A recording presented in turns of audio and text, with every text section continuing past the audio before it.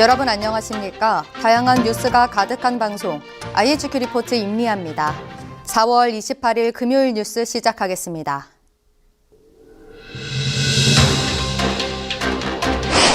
미국 국빈 방문 나흘째인 오늘 윤석열 대통령이 미 상하원 합동연설에서 44분 분량의 영어 연설을 했습니다. 그는 연설에서 자유만 46번 언급하며 가치동맹을 여러 차례 강조했습니다. 지난 4년간 소위 말하는 스카이 정시 합격자를 분석해봤더니 70% 이상이 서울과 경기 출신인 것으로 나타났습니다. 또 10명 중 6명은 재수를 포함한 N수생으로 조사됐습니다. 배달의 민족 라이더들이 다음 주 어린이날에 파업을 한다고 밝혔습니다. 배달비를 올려달라고 했지만 사측과 단체 교섭이 최종 결렬됐기 때문입니다. 한화그룹이 15년 만에 마침내 대우조선 해양을 품었습니다. 김동관 한화그룹 부회장은 한화를 한국판 로키드마틴으로 키우겠다는 포부도 밝혔습니다. 서울 아파트값 하락폭이 3주째 줄고 있는 가운데 강남 3구 아파트값이 일제히 상승했습니다. 노원구 아파트값은 지난해 1월 이후 처음으로 반등했습니다.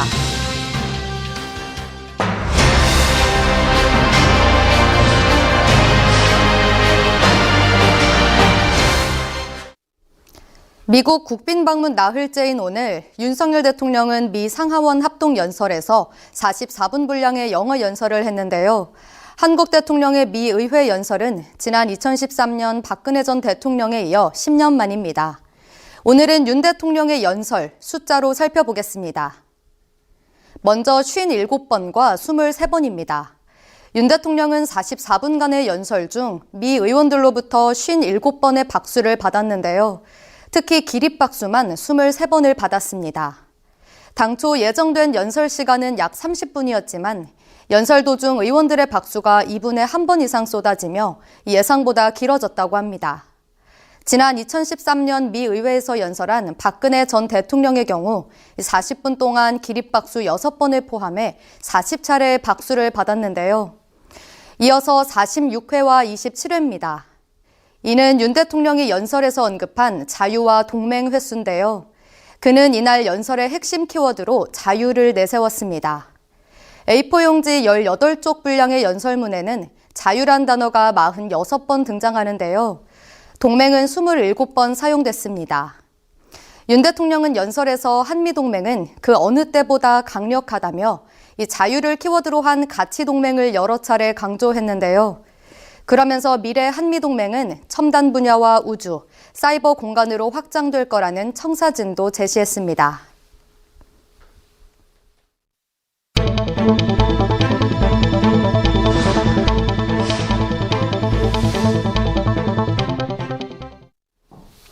지난 4년간 소위 말하는 스카이 정시 합격자를 분석해봤더니 70% 이상이 서울과 경기 출신인 것으로 나타났습니다. 수도권 쏠림 현상이 심해지고 있는 건데요. 지난 2020학년도부터 2023학년도까지 서울대, 연세대, 고려대는 총 6,657명을 정시 모집했습니다. 이 가운데 서울대는 1,879명, 연세대는 2,767명, 고려대는 2,011명의 서울 소재 고등학교 출신 학생이 입학했는데요. 전체 지역에서 42.1%에 해당하는 비율입니다. 이어 경기 지역 출신도 전체의 29.5%인 4,663명을 차지했는데요.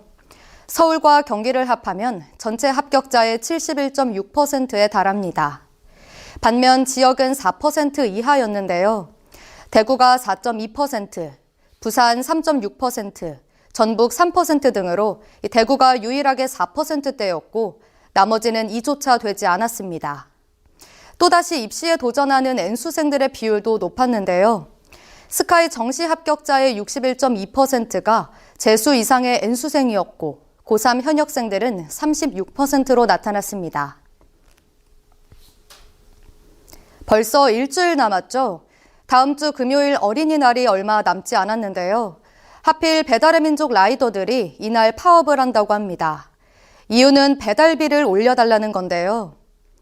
배달 플랫폼 노동조합 측은 사측인 배달의 민족과의 단체 교섭이 최종 결렬돼서 어린이날 파업을 한다고 밝혔습니다. 지난 24일부터 어제까지 파업 찬반 투표를 한 결과 찬성률이 88%를 넘은 건데요. 노조는 배달의 민족이 기본 배달료를 9년째 동결했다며 이 배달료 3,000원을 4,000원으로 올려달라고 요구하고 있습니다. 또 노조 측은 소비자가 부담하는 배달료는 늘어났지만 이 배달 노동자들은 최저시급보다 낮은 돈을 받고 있다고 주장하고 있는데요. 반면 사측인 배달의 민족은 지난해 4천억 원대 흑자를 냈습니다. 이번 파업에는 노동자 3천여 명이 동참할 거라고 하는데요. 파업 당일이 어린이날인 만큼 배달 대란을 우려하는 목소리도 커지고 있습니다.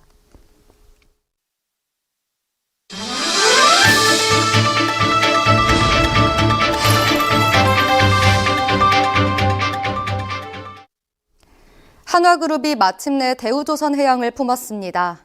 2008년 인수에 처음 나선 이후 15년 만인데요. 김동관 한화그룹 부회장은 한화를 한국판 로키드마틴으로 키우겠다는 포부도 밝혔습니다. 로키드마틴은 미국 최대 방산업체로 전투기부터 미사일, 각종 레이더 등 미군이 사용하는 주요 무기를 만듭니다.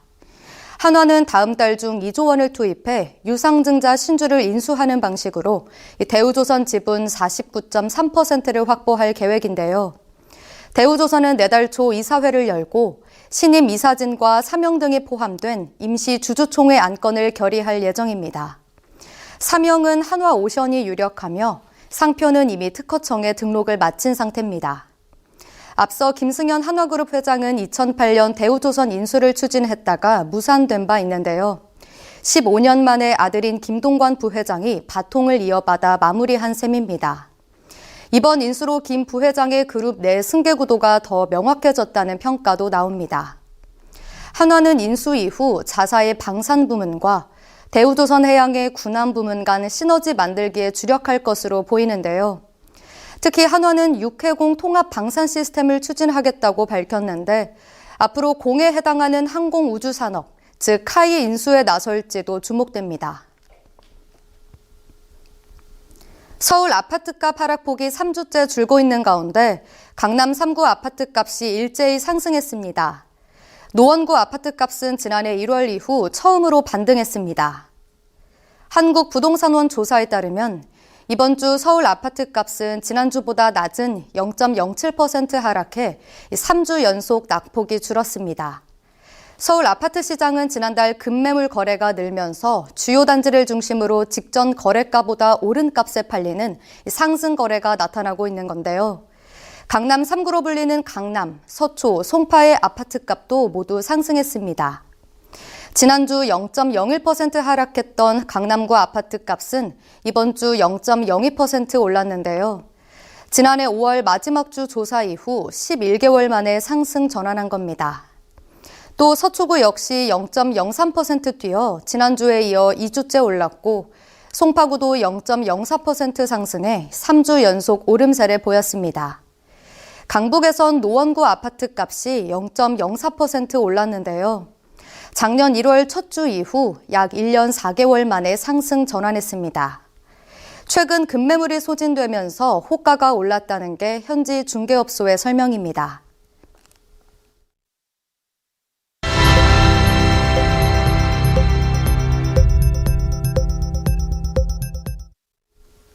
소득 1억을 자랑하기 위해 커뮤니티에 카드 사진을 올렸다가 순식간에 1,200만 원이 증발한 사연이 화제입니다.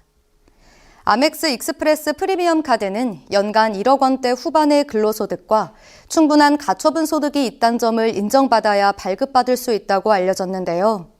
A씨는 이를 자랑하기 위해 카드 사진을 올렸고 이때 치명적인 실수를 했습니다. 바로 카드 번호를 가리지 않은 건데요. 10분 뒤에야 이를 깨닫고 허겁지겁 사진을 교체했지만 그 사이 아마존, 애플 등에서 모두 87번, 약 8,800달러에 해당하는 금액이 결제됐다고 합니다. 우리 돈으로 1,200만 원에 달하는 카드 대금을 내게 된 셈입니다. 온라인 결제를 하기 위해선 CVC 번호가 필요한데요. 아멕스 카드는 일반 카드와 달리 앞면은 해외 결제 시, 뒷면은 국내 결제 시 사용되는 것으로 알려졌습니다. 어제 보도해드렸던 KG 모빌리티가 결국 상장을 유지하게 됐습니다. 거래가 재개된 KG 모빌리티의 시초가는 직전 종가인 8,760원보다 50% 높은 13,140원으로 정해졌는데요. 859일 만에 증시에 복귀한 KG 모빌리티의 주가는 재개 첫날부터 가파르게 상승했습니다. 장 초반에는 16,940원까지 치솟았는데요. 오늘 장은 시초가 대비 5.18% 오른 13,820원에 거래를 마쳤습니다. 반면 급등 중인 KG 모빌리티와는 별도로 KG그룹의 나머지 계열사 종목은 내림세를 보였는데요. KG 모빌리티의 최대 주주인 KG 모빌리티 홀딩스는 전날 공시를 통해 기업 경영 안정성의 제고와 투자자 보호를 위해 보유 주식 1억 1천만 주를 오는 2026년 4월 27일까지 3년간 자발적으로 보유하겠다고 밝혔습니다. 주요 기업들의 실적 공개가 이어지고 있는 가운데 KB금융지주의 성적표도 오늘 공개됐습니다. 특히 KB손해보험이 KB증권을 꺾었습니다. KB손해보험의 올 1분기 순이익은 2,538억 원으로 KB증권 1,406억 원보다 2배에 가까운 실적을 기록했는데요. 그동안 KB증권은 KB금융그룹 내에서 비은행 부문 전통 강자로 불렸지만 보험이 제대로 증권을 꺾은 셈입니다. 지난해 KB증권은 증시 부진으로 실적 하락세에 접어들며 KB손해보험의 비은행 부문 1위 자리를 내줬는데요. 게다가 올해 2분기부턴 KB라이프생명과의 당기순이익 격차도 더 좁혀질 것으로 보입니다. 올해 1분기 KB라이프생명의 당기순이익은 938억 원으로 KB증권과는 468억 원 차이입니다. 이어서 날씨입니다. 4월 마지막 주말인 내일은 전국이 대체로 흐리겠고 늦은 오후까지 비 소식이 있겠습니다. 비는 대부분 저녁에 그칠 전망입니다. 오전 기온은 춘천 13도, 서울, 수원, 안동 15도, 제주, 광주, 대구 17도로 예상됩니다. 오늘 준비된 뉴스는 여기까지입니다. 금요일 IHQ 리포트 마칩니다. 저희는 다음 주 화요일 저녁 5시에 다시 찾아뵙겠습니다. 시청해주신 여러분 고맙습니다.